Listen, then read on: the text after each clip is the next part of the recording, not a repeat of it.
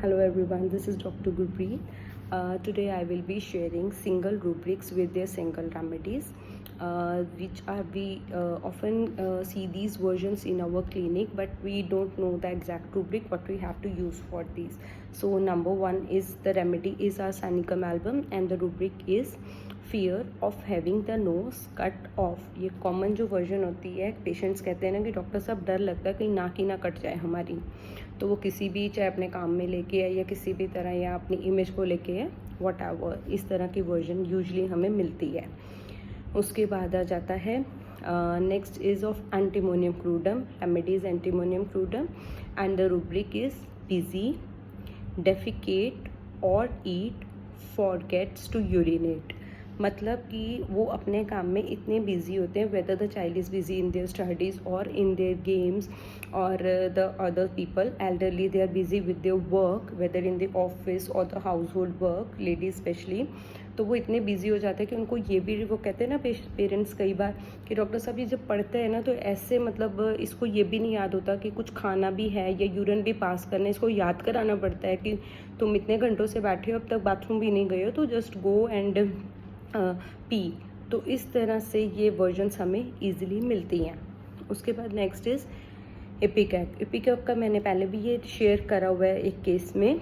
Jealousy, others shall not, anything desires that value और appreciate. इसमें क्या आ जाता है कि उनको जेलसी होती है इसमें अपने सिबलिंग से या अपने कोऑर्डिनेट्स को, कई बार देखते हैं ऑफिस में या स्टूडेंट्स को एक दूसरे से हो जाती है कि जो अप्रिसिएशन उनको मिलनी चाहिए थी वो उन्हें नहीं मिल रही है, रादर उनके सिबलिंग को या किसी दूसरे कोऑर्डिनेट को मिली है, दूसरे स्टूडेंट को मिले, तो वो उनसे बहुत ज़्यादा जेलस फील करते हैं, तो उसमें ये रूब्रिक यूज़ होता है। और उसका नेक्स्ट आ जाता है lycopodium is the remedy, and the rubric is fear of being unable to reach his destination.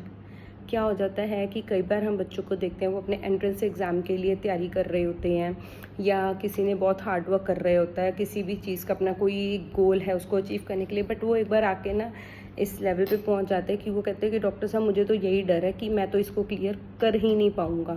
जो मेरी एक डेस्टिनेशन उनकी है कि एक एंट्रेंस एग्ज़ाम क्लियर करना है या इतने परसेंटेज स्कोर करने हैं, they are working very hard for that, but still उनको डर रहता है कि वो अपने उस गोल को नहीं अचीव कर पाएंगे, जो उनकी डेस्टिनेशन वहाँ तक नहीं पहुँच सकेंगे।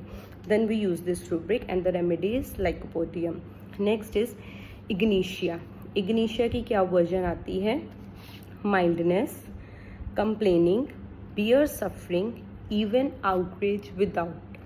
क्या आ जाता है कि जो इग्निशिया के पेशेंट होते हैं, हमें पहले भी पता है कि ये बहुत ज़्यादा माइल्ड नेचर के होते हैं और ये कभी किसी से कुछ भी नहीं कहते हैं। तो क्या होता है, ये इतने माइल्डनेस है कि इनके साथ बच्चे या इनके हस्बैंड या फैमिली, कोई फैमिली मेम्बर कोई भी इनके साथ जितना मर्जी मिसबिहेव कर ले, बट ये तब भी उनके सारे काम करते हैं, कभी जवाब नहीं देते, कोई गुस्सा नहीं दिखाते हैं, चाहे इनको कोई अब्यूज़ भी कर लेगा, अब्यूज़िव लैंग्वेज भी यूज़ कर लेंगे, तब भी ये कुछ इस तरह से अपना शो नहीं करते हैं।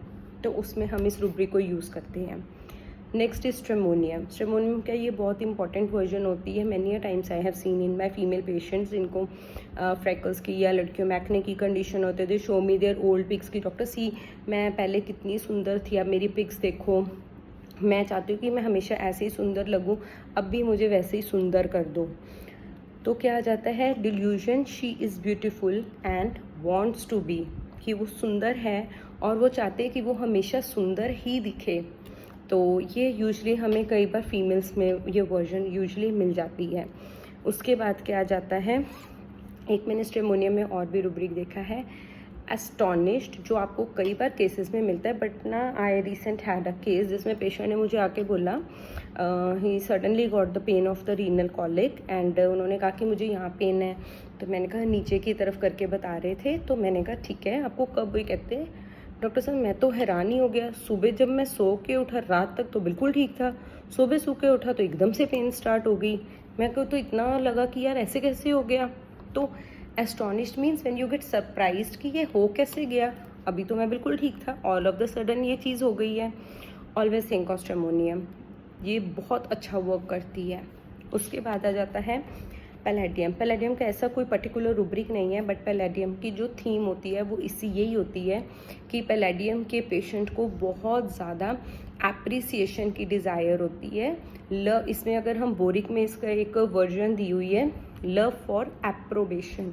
एप्रोबेशन क्या होता है, इनको अपनी तारीफ़ सुननी होती है, इनको लोग इनकी तारीफ़ करें, इन्हें बहुत अच्छा लगता है। अगर ये किसी पार्टी में जा रहे हैं या कहीं भी जा रहे हैं तो इनको होता है कि लोग मेरी तरफ देखें और मेरी तारीफ़ करें कि तुम कितनी अच्छे लग रहे हो, या how beautifully you have dressed up.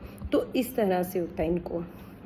तो अगर ऐसी वो आपको कभी भी कोई पेशेंट मिले ना जिसको होता है कि इसको तारीफ, पेरेंट्स कई बार कहते हैं कि डॉक्टर साहब इसको तारीफ़ का बहुत शौक है, ये कहीं भी बाहर जाते हैं ना इसको होता है कि सब लोग इसकी तारीफ़ करें, तो ऑलवेज थिंक ऑफ पैलेडियम। आपको कुछ भी और सोचने की ज़रूरत ही नहीं है, no other rubric is needed. उसके बाद क्या आ जाता है, बेलाडोना। बेलाडोना का एक रूब्रिक आ जाता है, टिमिडिटी प्रोट्रूड्स स्मैक्स टंग। क्या आ जाता है कि ये बच्चे कई बार आपके पास आते हैं तो इनमें टिमिडिटी होती है, मतलब ये ज़्यादा एक्सट्रोवर्ट नहीं होते, इंट्रोवर्ट टाइप के बच्चे होते हैं, ये आपको आंसर नहीं कर रहे होते हैं।